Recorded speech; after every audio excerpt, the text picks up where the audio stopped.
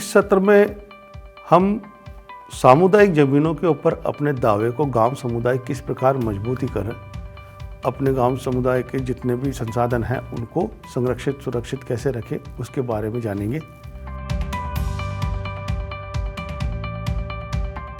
अपने सामुदायिक ज़मीनों की जो भी देख रेख और नियम वगैरह बनाने के लिए सरकार ने भी कुछ व्यवस्थाएं करी हैं, जिसके अंतर्गत वो चारागाह विकास समिति का गठन कर सकते हैं, जो कि राजस्थान पंचायती राज अधिनियम 1996 के नियम नंबर 170(1) के अंतर्गत उनको ये अधिकार दिया गया है कि गांव में जितनी भी शामलात चारागाह की जमीनें हैं उनके ऊपर इस प्रकार की एक समिति का गठन कर ले। दूसरा, अगर राजस्व विभाग की जमीन का वो उपयोग कर रहे हैं तो राजस्व विभाग ने भी 1986 के अपने आदेश में 40 हेक्टेयर तक की भूमि उस समुदाय को, गांव समुदाय को देने की एक आदेश जारी किया हुआ है, जिसके अंतर्गत वो वृक्ष उत्पादक सहकारी समिति बनाकर अपना दावा मजबूत कर सकते हैं। तीसरा, अगर वन क्षेत्र है तो वे वनाधिकार समिति बना सकते हैं, जो कि 2006 के वनाधिकार कानून के अंतर्गत बनती है। तो इस प्रकार से वो ये समितियां गठित करके और उनका नियोजन, प्रबंधन और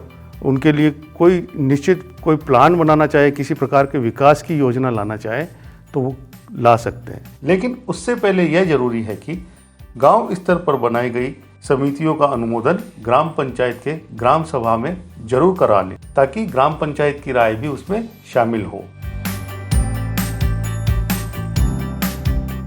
संरक्षण और सुरक्षा के लिए एक चीज़ और ज़रूरी है कि वो उन ज़मीनों के लिए ग्राम सभा में जाकर और ग्राम पंचायत से एक सहमति पत्र की भी गुजारिश कर सकती है और एक सहमति पत्र ग्राम पंचायत से ले, ताकि उनका दावा और मजबूत हो सके और वो उचित प्रकार से उसकी देखरेख और संरक्षण कर सके। और एक प्रपत्र होता है पंचायत के ऊपर जो अवेलेबल है या मिलता है, वो है प्रपत्र नंबर 20, जिसमें वो जितनी भी अपनी शामलाती ज़मीनें हैं, कब्रिस्तान हैं, खेल मैदान हैं, जो भी उनका शामलात है उसको उस रजिस्टर के अंदर दर्ज करें।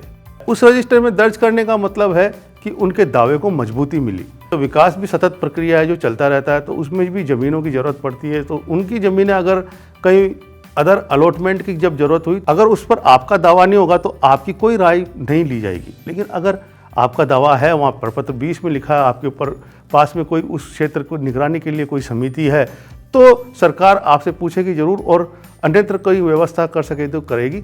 इसलिए इन माध्यम से आप अपने दावे को मजबूती देकर अपने संरक्षण करें, अपने सामलात का, अपने समुदाय के लिए। सत्र का सार, चारागाह विकसित करने के लिए राजस्थान पंचायती राज अधिनियम 1996 के नियम नंबर 170(1) के अंतर्गत चारागाह विकास समिति का गठन कर सकते हैं।